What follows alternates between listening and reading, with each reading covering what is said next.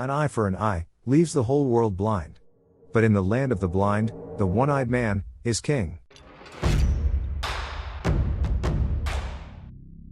If you like true revenge stories, you found the best place for your vengeful needs. In this episode, we start with a story that's downright Machiavellian. The gentleman who was cheated on deliberately created a rift of a lifetime in the closest relationship that his cheating girlfriend had. Followed by a story about a cheating fiancé who is terrified of clowns.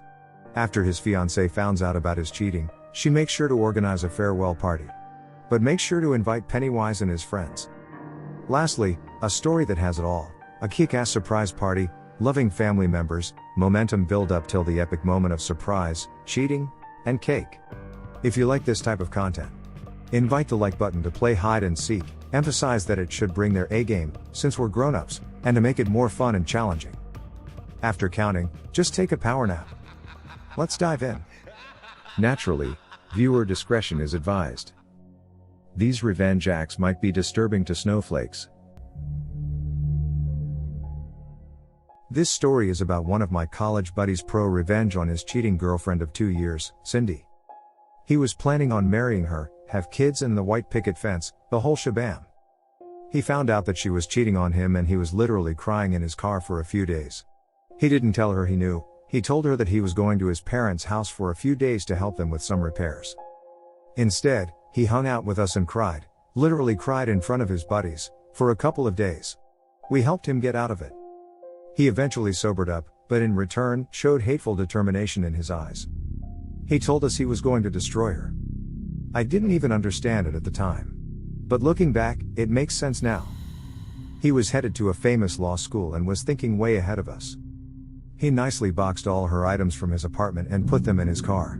He then drove to Cindy's mother's house, over an hour outside of town. Cindy's mom and him had met several times. He had gone to their Thanksgiving and other family meetings. When he arrived and approached her mom, he told her he wanted to leave her stuff there for Cindy. Her mom was confused. Okay, but why? Not suspecting anything was wrong. He said something brief like, "I don't think we'll be seeing each other again, but I needed to get this box back to her. But thank you for everything you've done for me. I'm sorry it didn't work out." Her mom is stunned and tries to ask why and how, but my friend just starts crying, I don't think intentionally, runs off and drives away. He never broke up with Cindy. Never even contacted her. She heard about it from her mom, who called her immediately, and he received confused and angry texts from the now ex on his drive home. A little while later, at least a couple of weeks, he gets an email from Cindy's mom. I don't remember the specifics, but it was not to apologize for her daughter, but more like, I hope you find a woman who loves you unconditionally. Or something to that effect. He responded with, "Thanks, your words mean a lot to me." And saying nothing negative about Cindy. Dude is now an up-and-coming lawyer, and still gets texts from the ex saying she constantly hears from her mom, how she ruined it with the one good guy she had and how she doesn't deserve to be happy. He never responded to one text, and blocked her from Facebook. Of course, this was all planned. He wanted the hurt to come from someone who would stay in her life, not from someone who would be quickly forgotten. He deliberately created a rift in the closest relationship that two women can have. And all in a friendly 60-second conversation. With no harsh words or accusations. Beware, the anger of a gentleman. The following part is included by the actual guy from the story. Hey all, I am the guy in the story. Can't say I'm thrilled to see it here. If I had to do it again, I wouldn't. But I can answer any questions you might have. To start, I'm not a genius. I have strong communication skills and strong interpersonal skills. I didn't ace my LSAT though, but it wasn't too hard to accomplish in the end. My ex's mother had a very proper way of conducting herself, and was extremely disappointed in hearing that her daughter had cheated on me. She had already started to see me as her son-in-law. She didn't discover the cheating, I told her at her doorstep, but not in many words. But by saying that I had really wanted it to work out, and I really appreciated the warmth she had shown me since my own parents lived far away. The crying was absolutely intentional and designed to be part of communicating to her, without using the words, that her daughter had cheated on me. I would absolutely not say that this incident destroyed a mother-daughter relationship. But it damaged it to the point that I regret having taken such a vengeful approach. I did send my ex a text message saying that our relationship was overdue to her infidelity. I did not ghost her, as I wanted her to know that the blame was solely hers. The following story is told from the female perspective. A while back, I was engaged to a guy who seemed like a good choice. Attractive, funny, good job, owned a home. But I learned he had a bit of a downside though. He was a cheating slimeball motherfucker. Not just a one-time one-night stand after too much to drink, which I would have still been angry about but could have probably gotten over.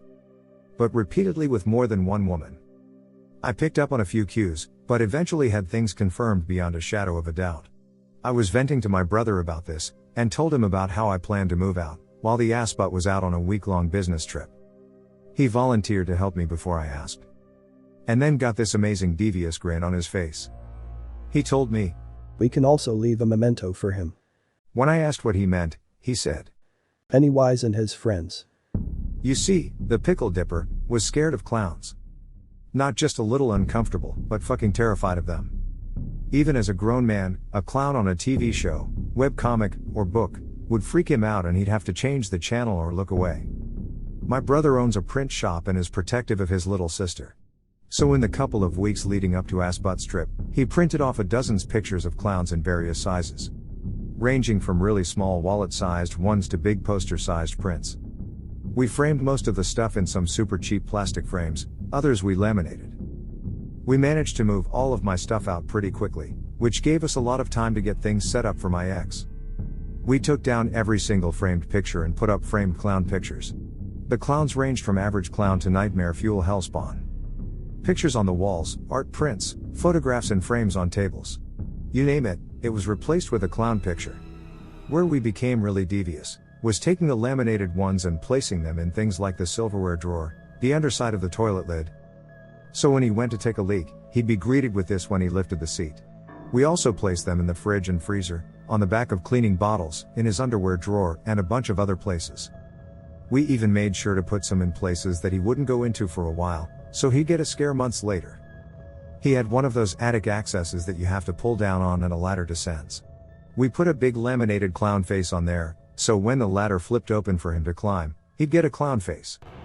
While we were setting this up, I went a step further and changed the wallpaper on his desktop computer to a clown. I also took about 10 of his favorite movies that he had on DVD and replaced them with DVDs that had clown footage. They autoplayed, and we'd printed up labels that looked like the original DVD artwork. We put all of his original artwork and DVDs in the basement, off the ground and protected from damage. But they were surrounded by giant clown posters of Pennywise and the like. And a motion sensor that, when triggered, would play a creepy clown laugh. I left a note on the kitchen table that said, "I know about the girl you cheated on me with. Fuck you. I'm out." After a few days of hard work of moving me out and moving a few clown cars worth of terror in, my brother, his wife and I celebrated by grilling some steaks and having a few beers. These were paid for by the engagement ring I sold. Once my cheating ex returned, I got a text message or two that was along the lines of, "You skank." It must have taken him days to take care of the photos out in the open alone. There was never any further action or legal repercussion for what we'd done. After all, what grown man would want to say that his ex-fiancée scared him, with clown pictures? Was told you guys would get a kick out of this, and was suggested I'd share it with you. So here it is. Gather round boys and girls, because it's time for the story of my cheating ex-wife, and how I even the score. Now bear with me, as this is a bit of a long one, but 2 tears in a bucket, so fuck it. I had a feeling she was cheating as she set off a lot of red flags. Constantly laughing and smiling when texting, saying it was just her mother when I asked. Needing to stay late every night after work. When I'd call in, her coworkers would tell me she left hours ago. When I asked her what was going on, she'd laugh it off and say it was just something they did to each other at the office all the time. The last straw to where I knew something was definitely up, was when she went out to get milk at 11:30 at night and didn't come back, till 2 in the morning. Now if there is any words of wisdom I can pass on to others in all my years of experience, it's if you think your significant other is cheating, hire a private investigator. They're goddamn good at what they do and they will get some evidence that really helps in the later divorce. Fast track to her birthday, several months down the road. Now I know what you're thinking, why the hell did I wait months before I confronted her and did it really need to be on her birthday? The answer to the first question, I want as much evidence as possible to hand off to my lawyer as well as make arrangements to find a new place to live, etc. Answer to your second question, of course it had to be on her birthday. You see, after asking her what she wanted to do on her birthday this year, she rather insisted on me going out of town with my friends, as she just had to work anyways and didn't want to be reminded she was aging. So I know something is up, and after finding a bottle of champagne and 2 glasses hidden in my closet, something in me snaps. So I do what any sensible man would have done.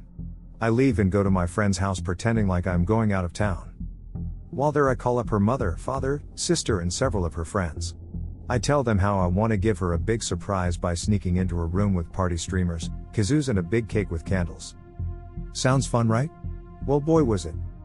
It's 8:30 in the morning and I have everyone meet just outside our apartment.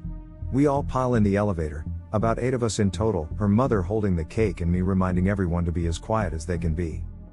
I put my key in and unlock the door. We all sneak in and make our way down the hall towards the bedroom. Each hold a kazoo and mom holding the cake, grinning from ear to ear. So I throw open the door and we all yell surprise. But the surprise was on us. And there was my wife, bent over in doggy style position with her lover, staring at us wide-eyed, mid-thrust. Mom drops the cake, sister screams, father begins to shout. I pretend like I'm horrified, to which her friends try to push everyone out while yelling at her. Wife, excuse me, ex-wife is sobbing and screaming how could I, while the lover is desperately trying to put his pants on while running out of the place. Needless to say, it was one of the best birthday presents I have ever given. Well, to be honest, it was funny as hell at first. I tried to disguise my laughing by pretending I was choking up. After so long of being betrayed, I was the one who got to have the last laugh. Plus, since I had hired the private investigator, I was able to prove she was using my money to pay for things for her lover, hotels, dinners, etc. So I did get some compensation for that. Though, she still did get half of my life savings, but I was young and just starting out, so the amount I had then is pretty laughable now. But then reality sets in. Your marriage is over. The woman you fell in love with has betrayed you and the last 2 years of your life were a bit of a waste. In the end, it's not even about the money. I really thought I loved this girl, why didn't she love me? For the longest time I wondered what was wrong with me and if anyone would truly be able to love me. Not to mention I was really close to her dad. Mine left when I was younger and I never spoke to him since then, so hers kind of took me under her wing. Kind of the father I never had. I still call him from time to time, share with him my accomplishments as they come and even stop by to see him when I get a chance. Divorce is never fun, boys and girls, and take my advice. When you're young and in love, don't be foolish and run into something. Take some time to really get to know the other person. Wait 3 to 5 years. Move in together. I wish someone had just pulled me aside and said, man, think about what you're doing. Maybe you should give it some time. Also, another piece of advice. The old saying about, you know how a girl really is, by how she treats her parents? This is absolutely true. She was really mean to her parents. That should have been my first red flag. Thank you for enjoying this episode, which was made with artificial love. Subscribe to receive future episodes, and tickle the like button for good karma. Do you have any experiences surrounding this topic? Share yours below, I'll join the conversation. And I'll be seeing you in the next one.